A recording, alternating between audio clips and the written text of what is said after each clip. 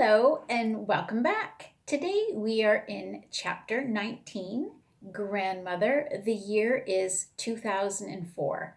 Last chapter with a runny, I was able to insert the impact of tourism in the present day by having the tourists in her restaurant talk about their tourist stories.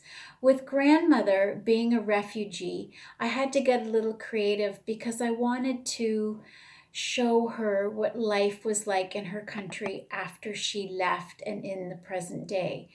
But I was able to get a little creative with it in that as a Hmong, the Hmong believe that there's three souls, and one of those souls travel at night.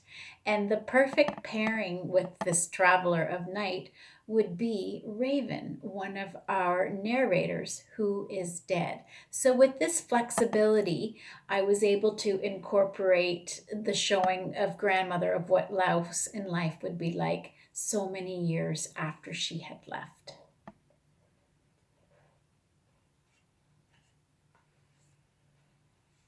One evening, when my soul was out wandering, it met a raven.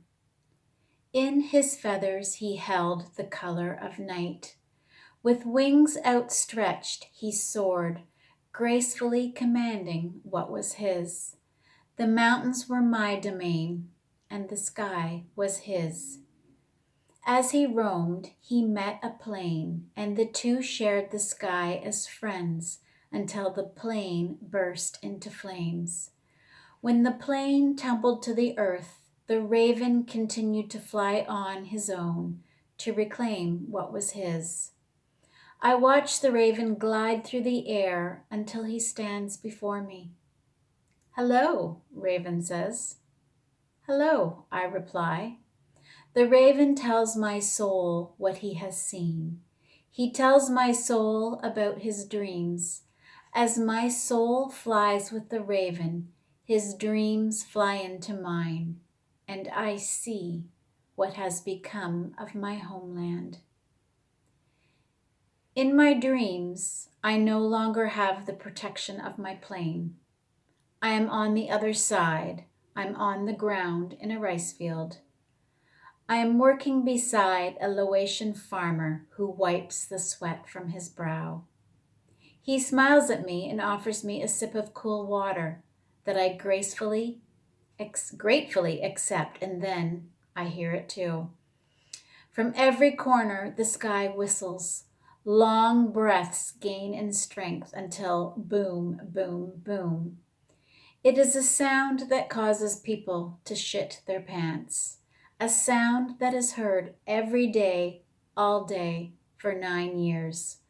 Women stop going to market because there is nothing to buy.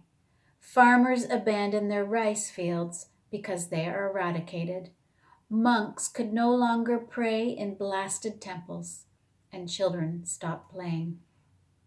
People hide like animals, and then there is nowhere to hide. Their homes and their forests are smashed to pieces. They flee, but mostly they die. How can a farmer defend himself against an American plane and its bombs? Why should he have to do when all he wants is to feed his family? All they can do was cry and shit their pants. In my dreams, I shit my pants too. The future is a cruel thing, and I cannot turn away from what we've done. 34,000 people have exploded because of our war garbage, and 60% of casualties are children. We're still blowing up children almost 40 goddamn years later. Christ, when are we going to step in and do the right thing? We left our garbage all over this country. When are we going to clean it up? The secret war in Laos may be over, but there are still secrets being kept. I can see the little girls playing, and I can hear their thoughts as they play. There is one little girl, May, whose thoughts haunt me almost as much as my dreams in the farmer's fields. I can hear her, one voice of 34,000 fallen, a little voice that needs to be heard. So I take the Hmong grandmother whose spirit wanders during the night, and together we listen. So Raven takes grandmother to the plain of jars. And if you'll remember at the beginning, uh, Raven was at the big jar and he was smoking a cigarette. And when he finished, he tossed a coin into one of the big jars.